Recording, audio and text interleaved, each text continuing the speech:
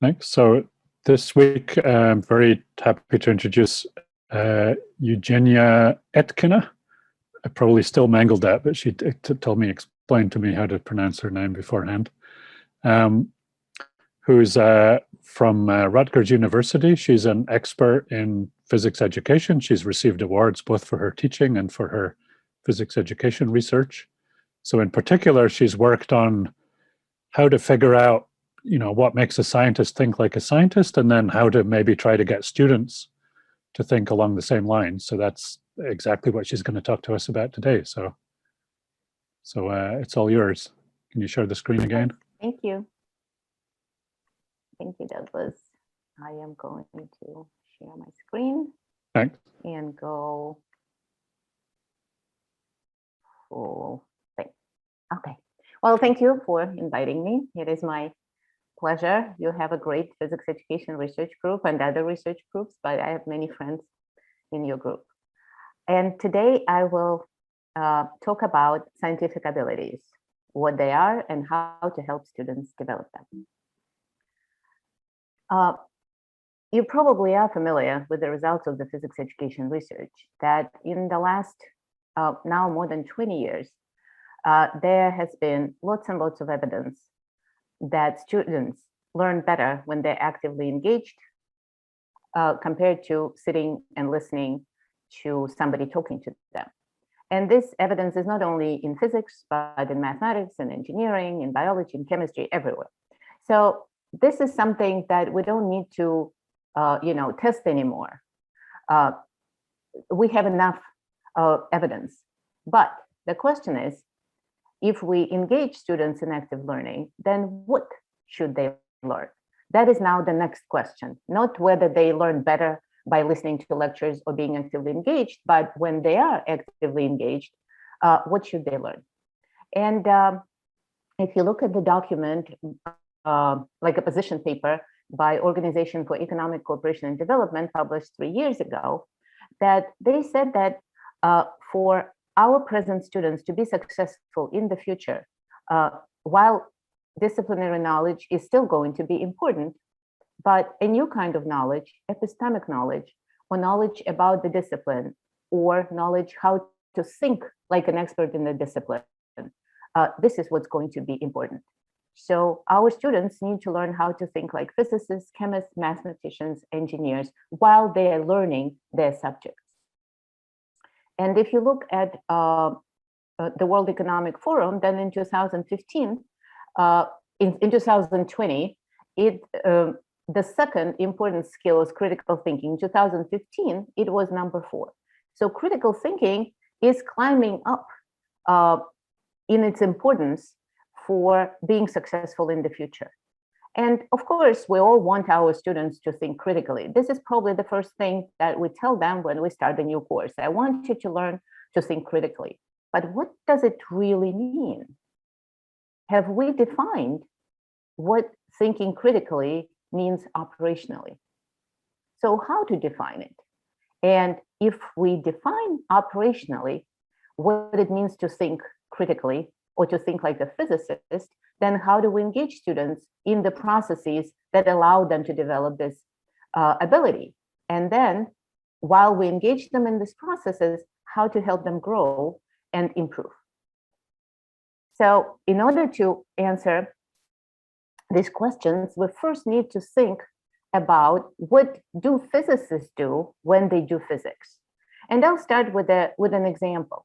So let's say we take a tank of water, and I usually dip my finger in milk and put a little bit of milk for just scattering. You put this tank of water on a surface when there is a white paper, and you shine green laser pointer bar. And what you see is this beautiful light cone.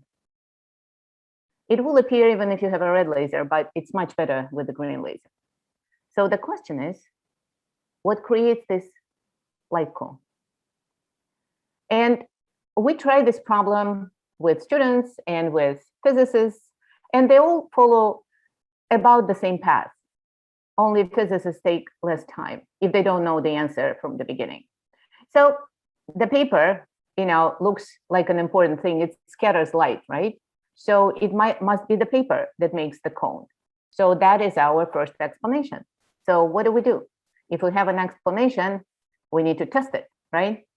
So we take the paper and we shine light on it and maybe like sprinkle a little bit of water or chalk dust. And if it is the paper that is responsible for the cone, then we should see the cone, right? And we see scattering, but we don't see the cone. Okay, so maybe it's not the paper. Then what else? Well, it's a glass container and there's water in it. So maybe it is the glass and the water that are responsible for making the cone. And while I'm talking, you're probably thinking, what is it that is making the cone? So I want you to keep thinking, right? So, okay, so glass and water. How do we test that? Again, we need an experiment. We will remove the paper or we put it on a black paper that does not scatter light. And we see that there is no light cone. Okay, so it's not the paper. It's not the glass and the water. What else? Well, and that when we start really thinking, what is it? Maybe it is the air between the paper and the glass that forms the cone.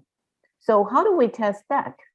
Well, if it is the air that is responsible and we remove the air, then there should be no cone. How do you remove the air between the paper and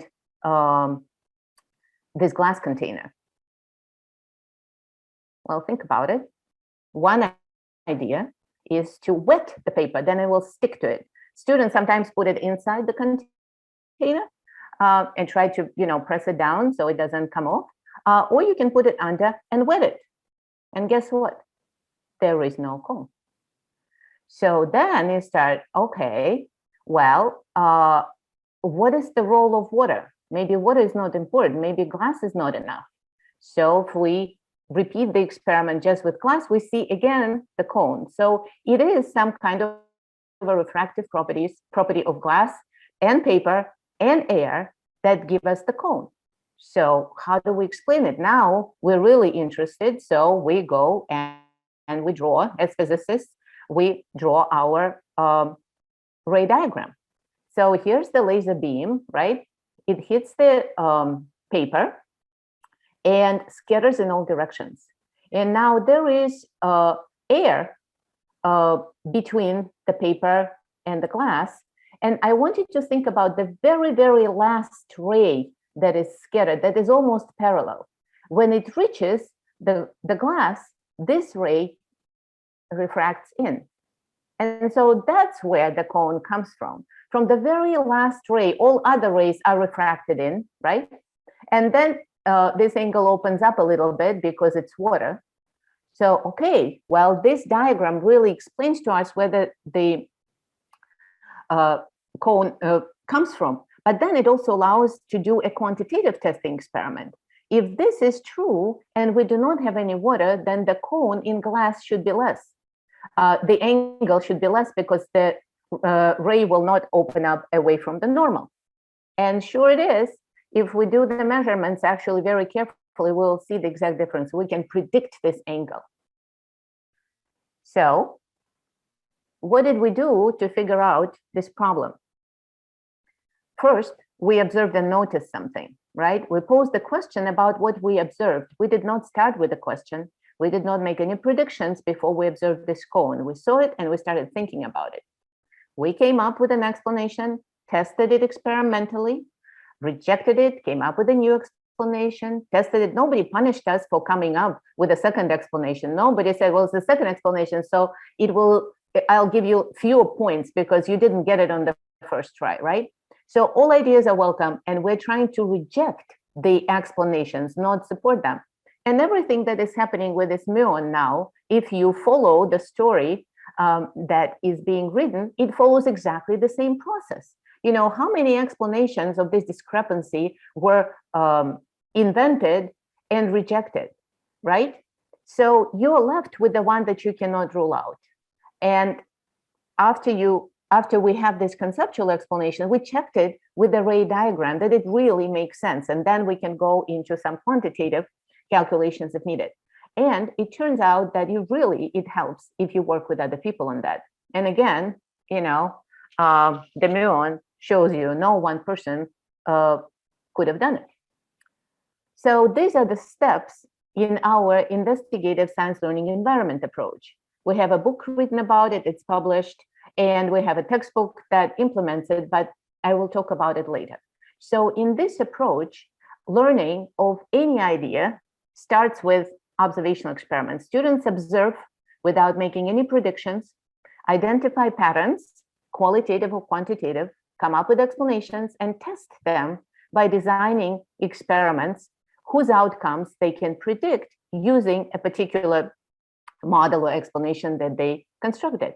So if the outcome does not match the prediction, then you have multiple things to do. You need to check assumptions that you maybe were not aware of.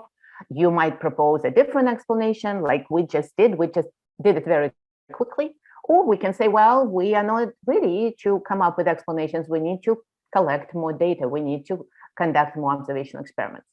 And if the outcome matches the prediction, then you do more testing experiments until you say, okay, I give up. I cannot rule it out.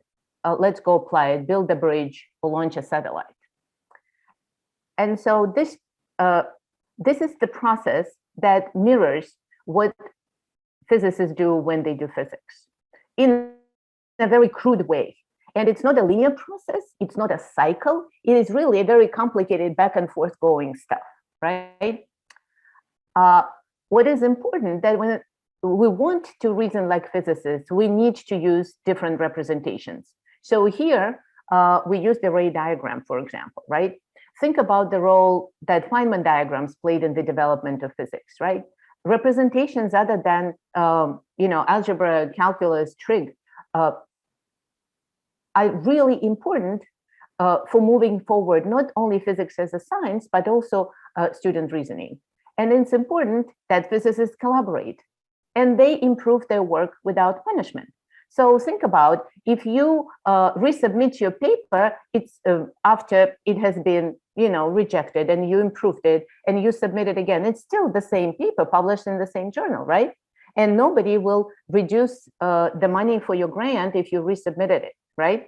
There can be other reasons, but not because it's the second try. Oh, it's a second try, so we'll only give you 50%. You should have gotten it on the first try. So these are very important aspects of the work of physicists, right? So let's look at a simple example. Imagine that students conduct a series of experiments. They take the scales, they're different, and they are asked to pull on them and notice any patterns that they can. And so they pull, one person pulls, both pull, the other person pulls, and what they see is that no matter who pulls and how hard, the scales read the same. So how do you analyze what's going on? Well, you draw a force diagram, right? You draw a force that the scale 1 exerts on scale 2 and scale 2 exerts on scale 1. You see that these are equal in magnitude. Well, that's weird. Is it only true for the scales? So maybe it's true for everything, but it really is not a very reasonable idea. How can two objects interacting with each other exert the same forces in magnitude on each other? Well, if you observe a collision between a big truck and a small car, they're damaged differently. So just the idea that interacting objects exert same magnitude forces on each other is ridiculous. And so students don't believe it. They say, okay, it's very easy to disprove. How do you disprove it? Easy, they say, let's take carts of different masses and one light and one heavy. Let the heavy cart move very fast and the light stand still. And when they collide, we can measure the forces. Of course, we will find that the heavy, faster moving cart hits the cart that is stationary and light much harder. So they do experiments. And here you don't see the force probes, but you see the plungers. And you will see that at any point of when they're touching, they're squished the same way. Students don't use the plungers, they use the force probes.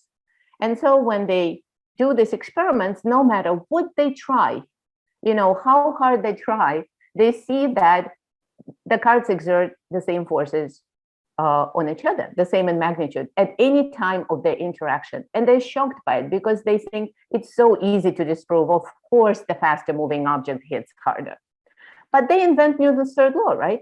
This is the process through which they invent Newton's third law. They can invent Newton's third law. But if we think what they should be able to do to be successful in this process, it turns out it's not so easy. They should be able to represent what they observe. If they do not draw a force diagram, they cannot interpret what the scales are doing, right? They need to recognize that there's a pattern. They need to generalize the pattern into a hypothesis. Then they need to realize that hypotheses need to be tested experimentally, and they need to design an experiment that would test the hypothesis. It's even better if they have two different hypotheses, right? And they need to conduct the experiment, collect the data, analyze the data, and make a judgment about the hypothesis. And how to do it? You actually need to be able to make a prediction based on the hypothesis, right? Before you run the experiment, otherwise you won't even know what to look for. But that's exactly what physicists do. So in order to be successful in this example that I showed for Newton's third law, the students need to think like physicists at every instant of time. And so what we realized that if we want our students to learn to think and act like physicists, we need to be very specific about what they need to learn. So observing the work of physicists, interviewing them, studying the history of physics, we came up with a list of processes in which physicists engage. Let's say representing knowledge in multiple ways. If you can't have a circuit diagram, right, you cannot analyze anything that's going on in a circuit. And that's the same for quantum chromodynamics with Feynman diagrams, right? They observe phenomena and design experiment to investigate them without having any idea what's going on.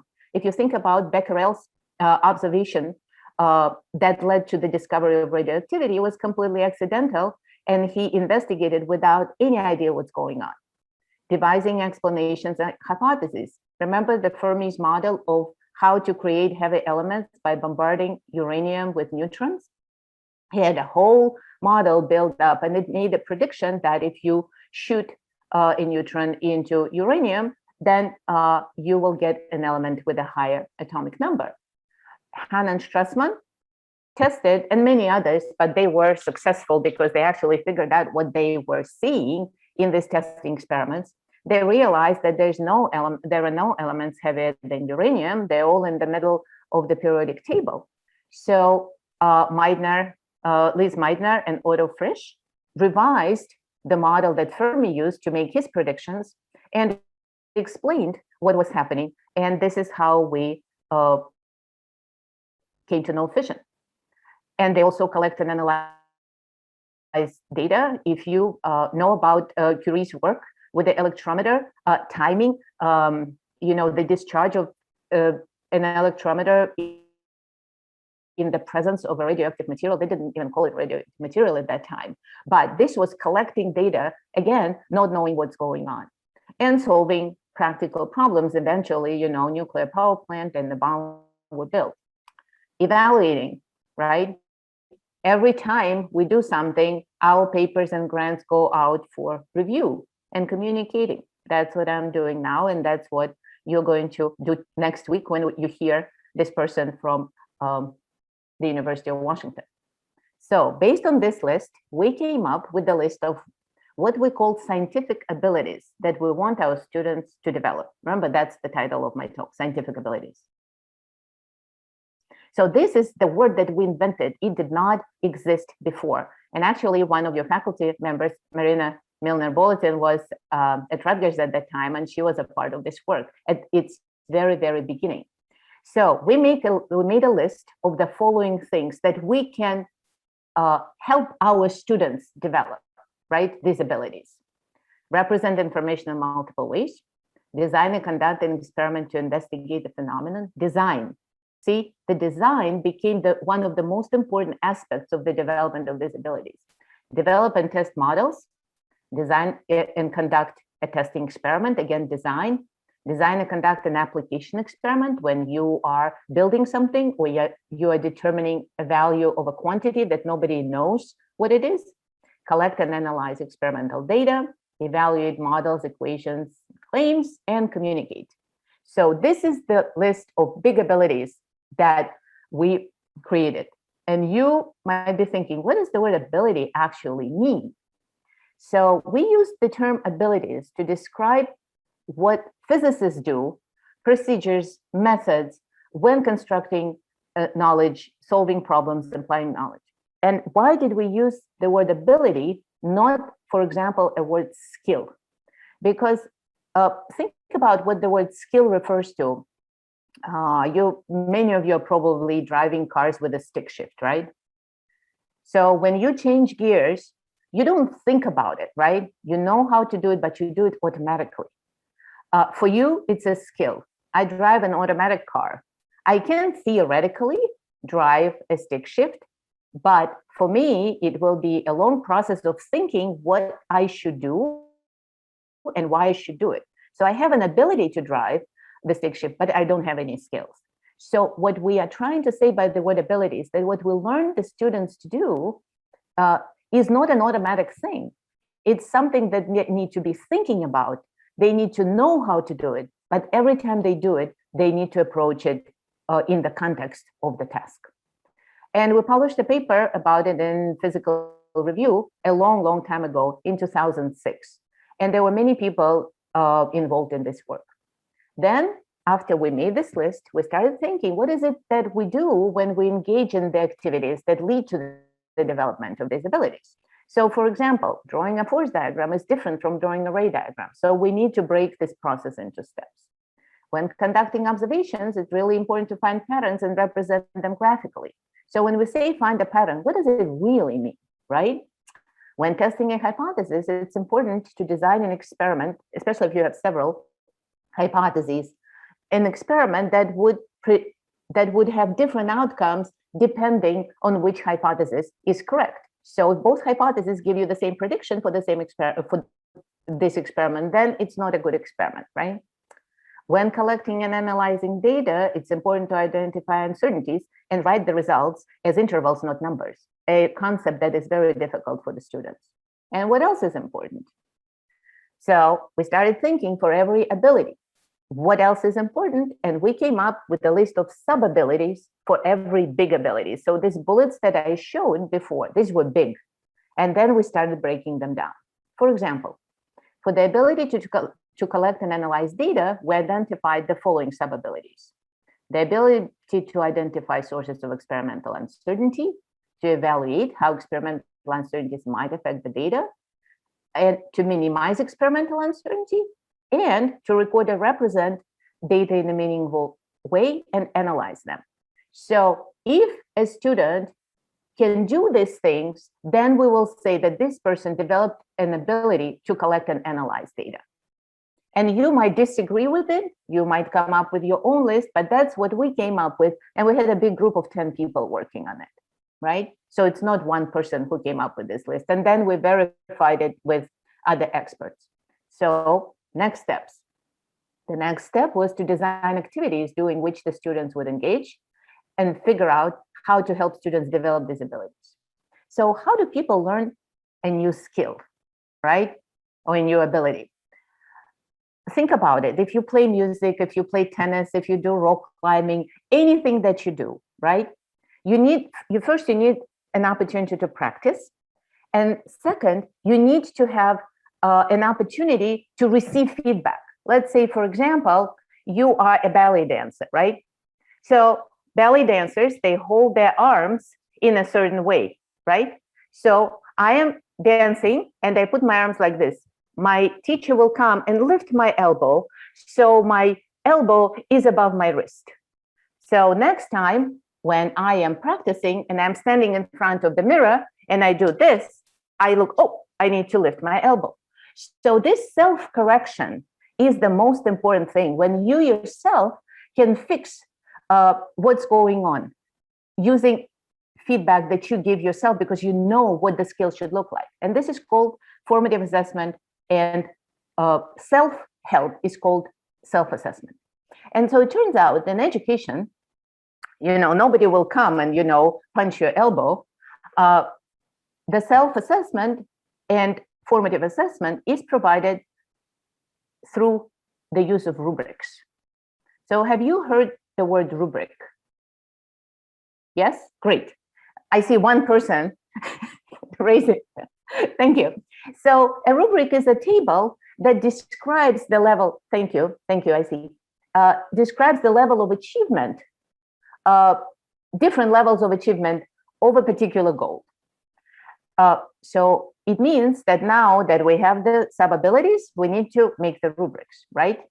So the rubrics can be on many different scales. So we decided to have a 3-point scale with, it was actually a 4 because 0 means the person has no clue that they need to do it, right? So 3 is like, we call it adequate. It means what we want the student to be able to do. 2 is almost there, but needs some improvement. And 1 means the person knows that they need to do it, but have no idea how to do it. And so according to this, we wrote descriptions of student work that would merit a particular score. Then we use student work. I will not talk much about it. We use student work that we scored with these rubrics. And until we achieved 100% of all 10 people gave the same work, the same score, we kept changing the wording of the rubrics. So what does a rubric look like? So here's the ability to record and represent data in a meaningful way. So I would go from adequate, all important data present, organized and recorded clearly. The tables are labeled and placed in a logical order. Then you have the same thing, but the data requires some effort to comprehend. And the tables are labeled, but labels are confusing. So basically, if it's easy to understand what the data that the student collected, it's adequate. If it requires some effort to comprehend, it needs improvement. If it is impossible to, if it's difficult to comprehend and some data are missing, it's not adequate. But if you cannot understand what a student was trying to do, then it's a 0. And you must be thinking, well, but where's uncertainties and stuff? I only showed you one rubric. This is this is the second. This is how they actually look in print. And this is G means it's rubric G, ability to collect and analyze data. And these are examples, how to identify sources of experimental uncertainty and how to evaluate the uncertainty. And again, all descriptions are here. Don't try to read it now. They're all available online. You can download them for free, and I will put the link to them. So here's an example of how you can use these rubrics. We have a lab where the students have this is algebra-based course for non-physics majors. These are biology majors, ecology majors, exercise majors, right? So you have a, Hot Wheels car, a launcher, and loop-the-loop thing. And they need to launch the car so it makes loop-the-loop on the first try. And it has to be the smallest launcher. So for this, one of the parts of the lab is to determine the potential energy stored in the settings of the launcher. I'll show you a small excerpt from the lab just to show how you can score it, right? It's not good, and it's not complete, it's just a little portion, right? So they need to determine the elastic potential energy stored, right? And so what we tell them is start by making a rough plan. Make sure that you use 2 methods because you need 2 independent methods to determine a quantity. Write an outline, identify what you will measure and how, devise the mathematical procedure, perform the experiment, record the data, estimate the range within which you know the value of each energy. So as you can see, it doesn't tell them what experiments to do. It's not cookbook instructions. It tells them what to think about and the way, and because this experiment is an application experiment. They're not observing, they're not testing, they're applying what they know, right? These are the questions or prompts that they use for all application experiments. That's what students did. As you can see, they represented the energy using energy bar chart. They drew a picture of what they're going to do. They said clearly what they're going to do, so it's clear what they did, they would probably get good score on communication rubric, but you will see that they're not getting really good scores on data. So they said what they did very clearly: measured the mass of the car, the distance it travels into the air, shoot against the wall, mark the wall where the car reaches maximum. So they're really very clear about what they're doing. They talk about assumptions, that it's a point particle, shoots straight, and they can accurately measure the vertical distance. And then they say, we cannot measure accurately, our values will not be accurate. So they need to evaluate the assumptions, and they don't know how to do it. So that how the assumptions will affect the results. So this is a clear one for the effects of assumptions, right? They know they need to do it, but they don't know how. This is their data. So they did not do repeated experiments. They did not find the random uncertainty, but they very cleverly estimated the uncertainty, saying, well, it's the car that, you know, twists in the air that gives us the biggest uncertainty. So we don't need to worry about anything else. So, but in the rubrics, they need to show both instrumental and random. And so that's why for recording and representing data, they get an adequate score. For uncertainties, they get needs improvement. And for evaluation of uncertainty, they get inadequate. So what happens next? They get their report with the scores. They have the rubrics. So they use the rubrics to write the report, right? Then the TA scores the report, gives them it back next week, and they have a week to improve, to get all the scores to be adequate. And if they get them to be adequate, if they revise the report, they get the new scores. They're not punished for doing it the second time. And you might be thinking, how many students would do it? Well, we have in this algebra-based course, these are not pre-med students. They're not taking exams to medical school. They're the least motivated students to take physics. 60 to 70% year after year revise their work and to get better scores. So how do we help students develop these abilities? So it's a long process. You think, you know, they got this one lab and they can do it.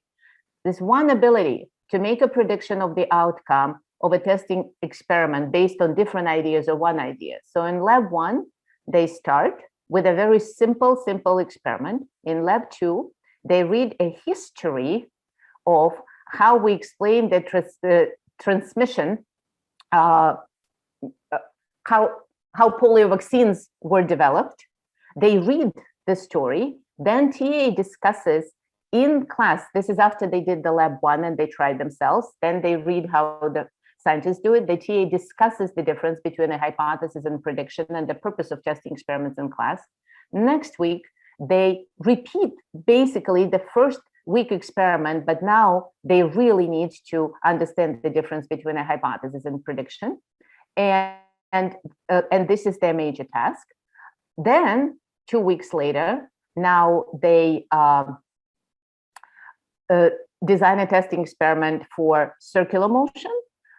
They need to draw the diagrams to predict the scale reading. They have a pendulum that swings in the vertical plane and supported by the scale. They need to predict the reading of the scale. And then they need to write the reflection. Why do you need to make a prediction before performing the experiment? And then they read another historical passage about how the guy by the name of Semmelweis, I don't know if you know, that's the guy who figured out that we need to wash our hands to prevent infection. And that was a long time ago. So, and it also followed the same process of observing, finding patterns, and figuring out what causes these patterns and testing his ideas. In lab 6, now they apply this idea of testing experiment to statics. And then in lab 9, they apply it to gases. So this is how many times they practice developing this ability. So it's not a one-time shot. It's a long process, a very systematic process. And when they do it in the first lab and they need to design an experiment to test an idea and make a prediction, this, the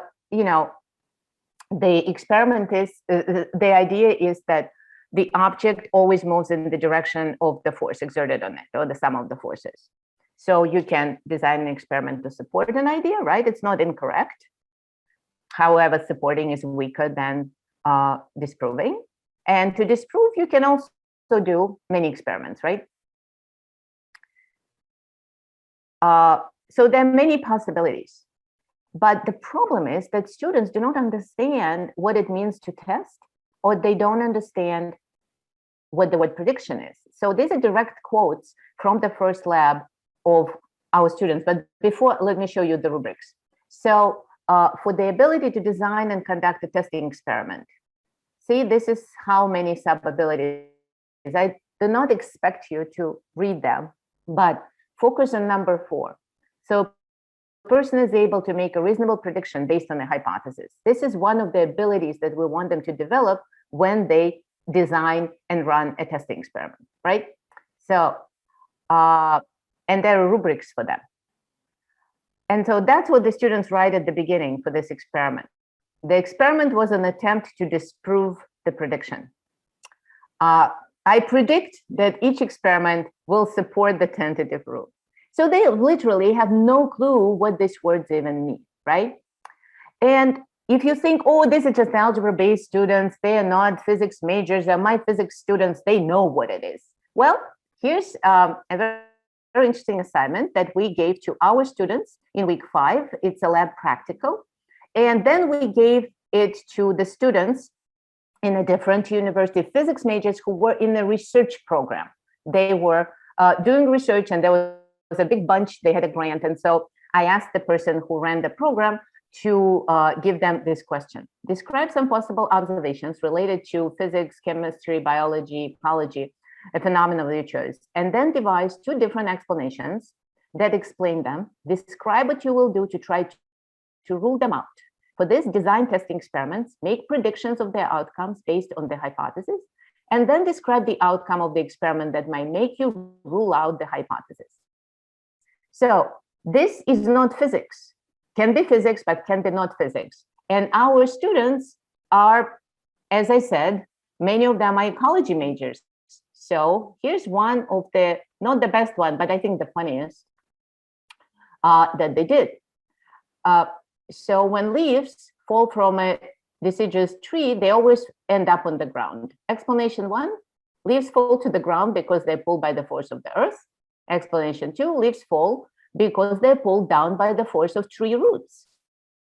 To rule out explanation 1, I will remove the tree from earth and bring it to an area of space devoid of gravity. I will then recreate atmospheric conditions of the earth and record which way the leaves eventually fall. If explanation 1 is correct, the leaves should not fall as there's no earth to pull them. If explanation 2 is correct, they should fall towards the roots. To try to rule out explanation 2, I will invert a tree by hanging it roots upward with the leaves still off the ground, and then record the way the leaves eventually fall. If experiment 1 is correct, the leaves should fall to the ground. If explanation 1 is correct, the leaves should fall to the ground. If explanation 2 is correct, they should move towards the roots. And you might think it's silly, but epistemic-wise, the person is completely correct. They identified observations.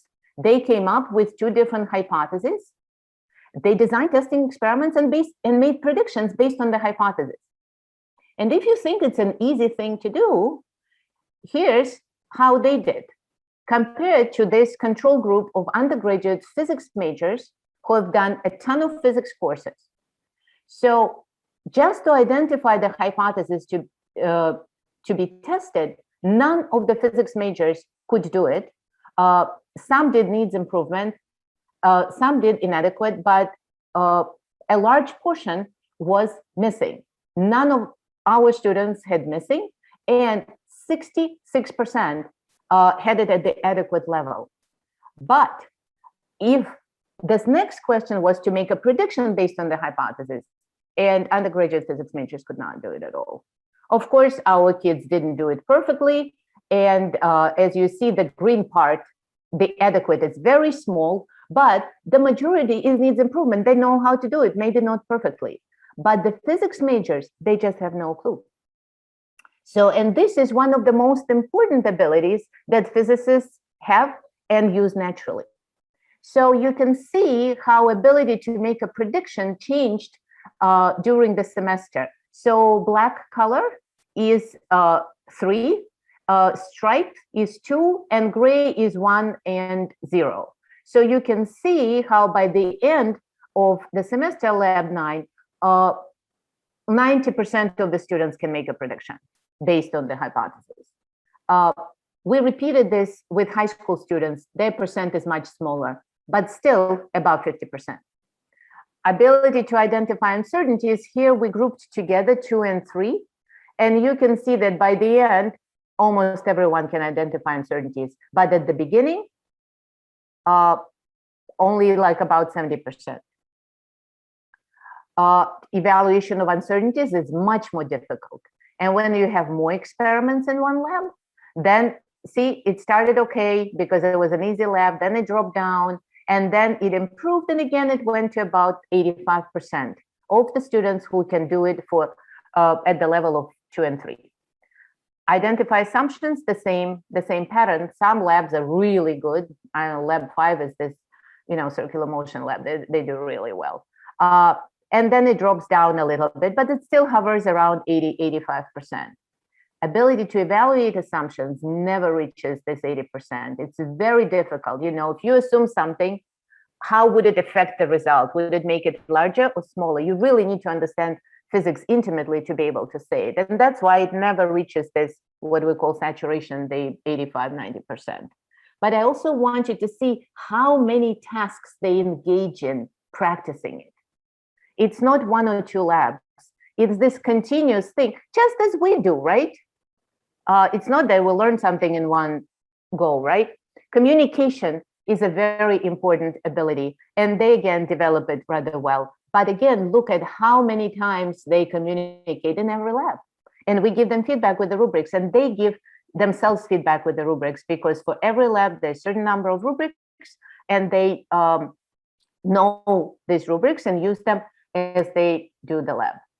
So here's an example of exam data for this practical when we had a study with a control group. So students who are non-design in the same course, all the recitations and large room meetings are the same. So they learn the aisle method and what are hypotheses and predictions and testing, but they don't practice it in the lab much, and they don't design stuff. So they're significantly worse, right, on this lab practical exam. So what we find as the result, that the majority of the students in our labs develop the scientific abilities, but it takes time. Abilities are context dependent, and students might not demonstrate a particular ability in a lab, but there are other tasks. But we also gave our students in the control group regular exam questions, and we found no difference. So our students learned all these abilities plus this normative content of traditional physics. But now, when we have all students doing these special labs and being in the aisle-based course, exams are different. So look at the exam problem. I'm giving you a minute to read it.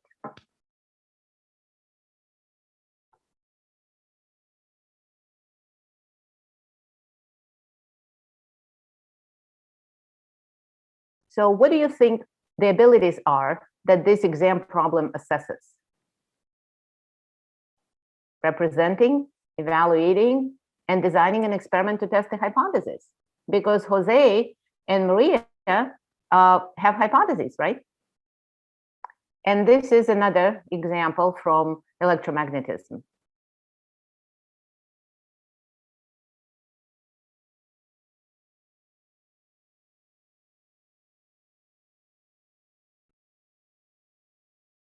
So what are the abilities that this problem assesses? Design an application experiment and communicate. You need to explain in detail what causes the current to start flowing in that direction. So these are students actively engaged. These are Rutgers students in this course. These are actually high school students. They are using the same method because they're teachers. These are their teachers. They learn in my program the same, this I'll approach, and scientific abilities and rubrics, and then they use them in high schools. So this is the website. If you just Google scientific abilities, it comes up, and you will see the abilities, rubrics, formative assessment, IL labs, and now we have labs that develop these abilities in an online environment. We created a version with videos and a simple home experiment. And people often ask, do you have a textbook to support this approach? And as I said, yes, we have a book for the teachers that describes all abilities and rubrics and how to do it and how to write exam problems and how to score them, all this stuff. And I'm sure you have it in the library. And we have an algebra-based book. University of Toronto uses it. I know in Canada, many schools use it, but I know for sure the University of Toronto. Comes with the active learning guide, online active learning guide for COVID times, the instructor guide, and there's over 250, now it's probably 350 freely available videos without adopting any book. You can use the videos. What do students think? So the professor David Brookes, who uses this method, and his students develop abilities with rubrics and stuff. So we conducted the interviews in one of his classes, and the questions were very open, right? Did you take a physics class before? If yes, what it was like? How do you, why did you take this class? How does it compare? Would you like to change anything? And you know, when they said something, the interviewer will ask, what do you mean? Can you be more specific? So these are the students, 17 students, 9 females and 8 males. So the time of the interviews varied from the shortest of 30 minutes to over an hour.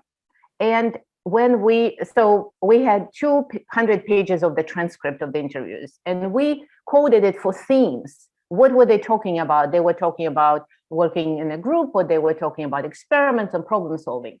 And it turns out that they mentioned about one theme every minute on average, right? Maybe a little less than one theme per minute. The females mentioned more themes and males mentioned fewer themes, but it wasn't a big difference, right? There was a big variation within the gender group, more than probably between the genders. So what we did, we tried to find the most common themes that came up in 100% of interviews, 90% of interviews, 80% of interviews. And I would like you to think, what was the most common theme? What do you think the students who go through this learning of physics, what do they say, all of them mention as the most important thing? It turns out that the thing that every single person mentioned was the transfer. So how what they learned in this course helped them in other courses and outside world, and to move on with this course. And that, remember, that is the whole goal that I showed at the beginning, that the students can be successful in the future. So they think that what they learned will help them, and not will help them, they cited examples of helping in other courses. So the transfer, right? And here's an example. So even when I'm in a class where the professor is like a robot, just talking, reading PowerPoints, I can go home and turn it into something that's going to be interesting to me, because you guys made us think about how we learned and what is the best way to learn, whereas most students who didn't go through that would probably be just satisfied reviewing notes because they think that's the best thing to do, because they've never really thought about, well, maybe maybe everyone is unique and everyone has a special way to learn. Maybe I need to utilize what characteristics may be different, and then I will learn better. The next one is experiments.